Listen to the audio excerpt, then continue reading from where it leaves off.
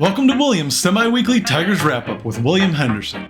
I'm William Henderson. Tigers fans have endured quite the roller coaster over the last couple of weeks. After sweeping the Diamondbacks and waving goodbye to Eugenio Suarez for good, I think I speak for all of us when we thought the Tigers were back, baby! Woo! But the trip to the city of brotherly love didn't go so well. It seemed like the bullpen hadn't yet figured out their issues despite the resurgence in offense. Game 1 was lost in heartbreak fashion, and then we were shut out in Game 3 after a Skubal start where, to be honest, he didn't look like the pitcher we've come to know, love, and trust to get us a W. But the Phillies are a good team, and dropping a series against them in Philly isn't the end of the world. Plus, we saw newly acquired Kyle Finnegan work a 4-out save, which made me feel a little better about our trade deadline. However, dropping a series to a gutted Minnesota team after said deadline was not on my post-All-Star break bingo card. Trade acquisition Chris Paddack had a bad outing against his former team after a stellar first start with the Tigers against Arizona, giving up 4 earned runs over just 4 innings, followed by a Flaherty start with similar numbers that hasn't been his norm as of late. And the bullpen continued to struggle, with the exception maybe being Herter, Vest, and Finnegan, who earned the save in Game 1. Facing off against the Angels over the weekend, another weak team the Tigers should pounce all over, Tarik Skubal took the mound in Game 1 and did not look like a pitcher worth signing to a $400 million